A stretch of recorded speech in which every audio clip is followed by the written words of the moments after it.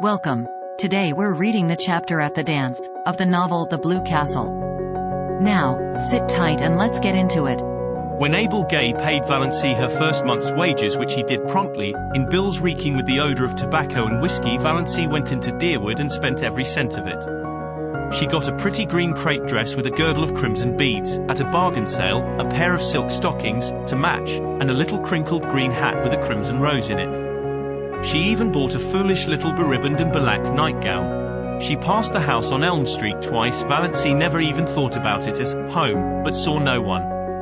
No doubt her mother was sitting in the room this lovely June evening playing solitaire and cheating. Valency knew that Mrs. Frederick always cheated. She never lost a game. Most of the people Valency met looked at her seriously and passed her with a cool nod. Nobody stopped to speak to her. Valency put on her green dress when she got home. Then she took it off again. She felt so miserably undressed in its low neck and short sleeves. And that low, crimson girdle around the hips seemed positively indecent. She hung it up in the closet, feeling flatly that she had wasted her money. She would never have the courage to wear that dress. John Foster's arraignment of fear had no power to stiffen her against this. In this one thing habit and custom was still all-powerful. Yet she sighed as she went down to meet Barney Snaith in her old snuff-brown silk. That green thing had been very becoming. She had seen so much in her one ashamed glance. Above it, her eyes had looked like odd brown jewels, and the girdle had given her flat figure an entirely different appearance.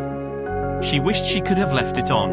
But there were some things John Foster did not know. Every Sunday evening, Valency went to the little Free Methodist church in a valley on the edge of Upback, a spireless little grey building among the pines, with a few sunken graves and mossy gravestones in the small, paling-encircled, grass-grown square beside it. She liked the minister who preached there. He was so simple and sincere.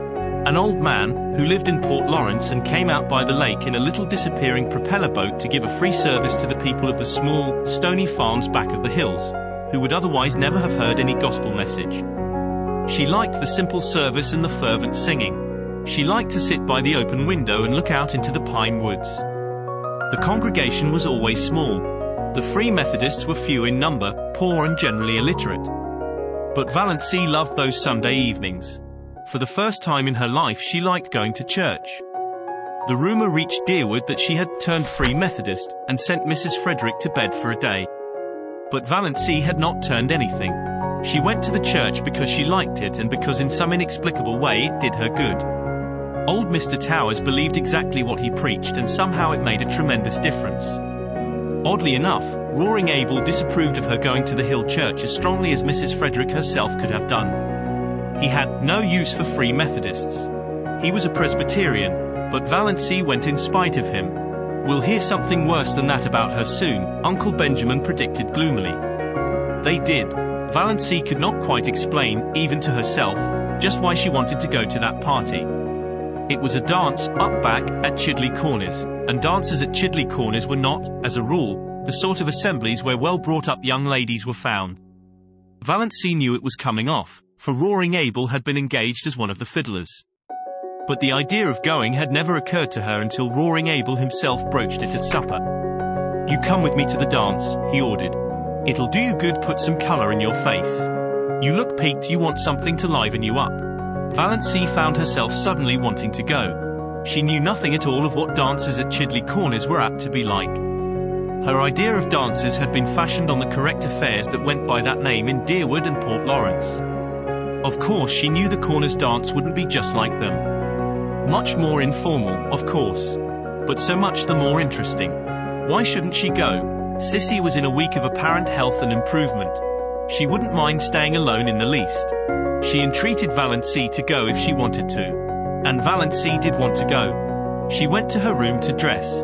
A rage against the snuff-brown silk seized her. Wear that to a party? Never. She pulled her green crepe from its hanger and put it on feverishly. It was nonsense to feel so naked just because her neck and arms were bare. That was just her old maidishness. She would not be ridden by it. On went the dress, the slippers. It was the first time she had worn a pretty dress since the organdies of her early teens. And they had never made her look like this. If she only had a necklace or something. She wouldn't feel so bare then. She ran down to the garden. There were clovers there, great crimson things growing in the long grass. Valancy gathered handfuls of them and strung them on a cord. Fastened above her neck, they gave her the comfortable sensation of a collar and were oddly becoming. Another circlet of them went round her hair, dressed in the low puffs that became her. Excitement brought those faint pink stains to her face. She flung on her coat and pulled the little, twisty hat over her hair. "You look so nice and indifferent, dear," said Sissy. "Like a green moonbeam with a gleam of red in it, if there could be such a thing." Valancy stooped to kiss her. "I don't feel right about leaving you alone, Sissy." "Oh, I'll be all right. I feel better tonight than I have for a long while. I've been feeling badly to see you sticking here so closely on my account. I hope you'll have a nice time. I never was at a party at the Corners, but I used to go sometimes, long ago, to dances up back. We always had good times. And you needn't be afraid of Father being drunk tonight. He never drinks when he engages to play for a party. But there may be liquor. What will you do if it gets rough? Nobody would molest me. Not seriously, I suppose. Father would see to that. But it might be noisy and unpleasant. I won't mind. I'm only going as a looker-on. I don't expect to dance. I just want to see what a party up back is like. I've never seen anything except decorous Deerwood." Sissy smiled rather dubiously. She knew much better than Valancy what a party up back might be like if there should be liquor. But again, there mightn't be. "I hope you'll enjoy it, dear," she repeated. Valancy enjoyed the drive there. They went early, for it was 12 miles to Chidley Corners, and they had to go in Abel's old, ragged-top buggy. The road was rough and rocky, like most Muskoka roads, but full of the austere charm of northern woods. It wound through beautiful, purring pines that were ranks of enchantment in the June sunset, and over the curious jade-green rivers of Muskoka, fringed by aspens that were always quivering with some supernal joy. Roaring Abel was excellent company, too. He knew all the stories and legends of the wild, beautiful, up back, and he told them to Valancy as they drove along. Valancy had several fits of inward laughter over what Uncle Benjamin and Aunt Wellington, Al, would feel and think and say if they saw her driving with Roaring Abel in that terrible buggy to a dance at Chidley Corners. At first the dance was quiet enough, and Valancy was amused and entertained. She even danced twice herself, with a couple of nice, up-back boys who danced beautifully and told her she did, too. Another compliment came her way, not a very subtle one, perhaps, but Valancy had had too few compliments in her life to be over-nice on that point. She overheard two of the up-back young men talking about her in the dark, lean-to, behind her. "Know who that girl in green is?" "Nope. Guess she's from out front. The port, maybe. Got a stylish look to her. No beaut but cute looking, I'll say. J'ever see such eyes?" The big room was decorated with pine and fir boughs, and lighted by Chinese lanterns. The floor was waxed, and Roaring Abel's fiddle, purring under his skilled touch, worked magic. The up-back girls were pretty and prettily dressed. Valancy thought it the nicest party she had ever attended. By 11 o'clock she had changed her mind. A new crowd had arrived, a crowd unmistakably drunk. Whiskey began to circulate freely. Very soon almost all the men were partly drunk. Those in the porch and outside around the door began howling, "Come all ye's," and continued to howl them. The room grew noisy and reeking. Quarrels started up here and there. Bad language and obscene songs were heard.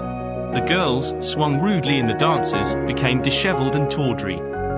Valancy, alone in her corner, was feeling disgusted and repentant.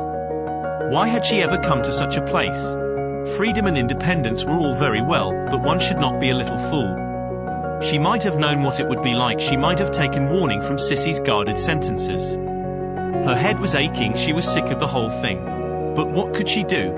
She must stay to the end. Abel could not leave till then. And that would probably be not till 3 or 4 in the morning. The new influx of boys had left the girls far in the minority and partners were scarce. Valancy was pestered with invitations to dance. She refused them all shortly, and some of her refusals were not well taken. There were muttered oaths and sullen looks. Across the room she saw a group of the strangers talking together and glancing meaningly at her. What were they plotting? It was at this moment that she saw Barney Snaith looking in over the heads of the crowd at the doorway. Valancy had two distinct convictions. One was that she was quite safe now. The other was that this was why she had wanted to come to the dance. It had been such an absurd hope that she had not recognized it before, but now she knew she had come because of the possibility that Barney might be there, too. She thought that perhaps she ought to be ashamed for this, but she wasn't. After her feeling of relief, her next feeling was one of annoyance with Barney for coming there unshaved. Surely he might have enough self-respect to groom himself up decently when he went to a party. There he was, bareheaded, bristly-chinned, in his old trousers and his blue homespun shirt. Not even a coat. Valency could have shaken him in her anger. No wonder people believed everything bad of him. But she was not afraid any longer. One of the whispering group left his comrades and came across the room to her, through the whirling couples that now filled it uncomfortably. He was a tall, broad-shouldered fellow, not ill-dressed or ill-looking but unmistakably half-drunk. He asked Valency to dance. Valency declined civilly. His face turned livid. He threw his arm about her and pulled her to him. His hot, whiskied breath burned her face. "We won't have fine lady airs here, my girl. If you ain't too good to come here, you ain't too good to dance with us.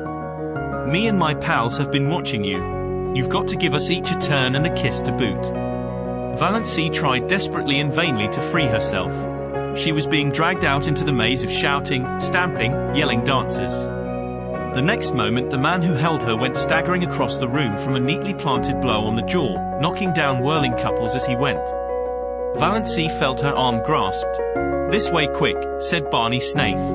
He swung her out through the open window behind them, vaulted lightly over the sill and caught her hand. "Quick, we must run for it, they'll be after us." Valency ran as she had never run before, clinging tight to Barney's hand, wondering why she did not drop dead in such a mad scamper. Suppose she did. What a scandal it would make for her poor people. For the first time, Valency felt a little sorry for them. Also, she felt glad that she had escaped from that horrible row. Also, glad that she was holding tight to Barney's hand. Her feelings were badly mixed and she had never had so many in such a brief time in her life. They finally reached a quiet corner in the pine woods. The pursuit had taken a different direction and the whoops and yells behind them were growing faint. Valency, out of breath, with a crazily beating heart, collapsed on the trunk of a fallen pine. "Thanks," she gasped. "What a goose you were to come to such a place," said Barney. "I didn't know it would be like this," protested Valency. "You should have known. Chidley Corners. It was just a name to me." Valency knew Barney could not realize how ignorant she was of the regions up back. She had lived in Deerwood all her life and of course he supposed she knew. He didn't know how she had been brought up. There was no use trying to explain. "When I drifted in at Abel's this evening and Sissy told me you'd come here, I was amazed. And downright scared. Sissy told me she was worried about you but hadn't liked to say anything to dissuade you for fear you'd think she was thinking selfishly about herself. So I came on up here instead of going to Deerwood." Valency felt a sudden delightful glow irradiating soul and body under the dark pines. So he had actually come up to look after her. "As soon as they stop hunting for us, we'll sneak around to the Muskoka Road. I left Lady Jane down there. I'll take you home. I suppose you've had enough of your party." "Quite," said Valency meekly. The first half of the way home neither of them said anything. It would not have been much use. Lady Jane made so much noise they could not have heard each other. Anyway, Valency did not feel conversationally inclined. She was ashamed of the whole affair, ashamed of her folly in going, ashamed of being found in such a place by Barney Snaith. By Barney Snaith, reputed jailbreaker, infidel, forger and defaulter. Valency's lips twitched in the darkness as she thought of it. But she was ashamed. And yet she was enjoying herself, was full of a strange exultation bumping over that rough road beside Barney Snaith. The big trees shot by them. The tall mulleins stood up along the road in stiff, orderly ranks like companies of soldiers. The thistles looked like drunken fairies or tipsy elves as their car lights passed over them. This was the first time she had even been in a car. After all, she liked it. She was not in the least afraid, with Barney at the wheel. Her spirits rose rapidly as they tore along. She ceased to feel ashamed. She ceased to feel anything except that she was part of a comet rushing gloriously through the night of space. All at once, just where the pine woods frayed out to the scrub barrens, Lady Jane became quiet, too quiet. Lady Jane slowed down quietly and stopped. Barney uttered an aghast exclamation. Got out, investigated, came apologetically back. I'm a doddering idiot. Out of gas. I knew I was short when I left home, but I meant to fill up in Deerwood. Then I forgot all about it in my hurry to get to the corners. What can we do? Asked Valancy coolly. I don't know. There's no gas nearer than Deerwood, 9 miles away. And I don't dare leave you here alone. There are always tramps on this road, and some of those crazy fools back at the corners may come straggling along presently. There were boys there from the port. As far as I can see, the best thing to do is for us just to sit patiently here until some car comes along and lends us enough gas to get to Roaring Abels with. Well, what's the matter with that? Said Valancy. We may have to sit here all night, said Barney. I don't mind, said Valancy.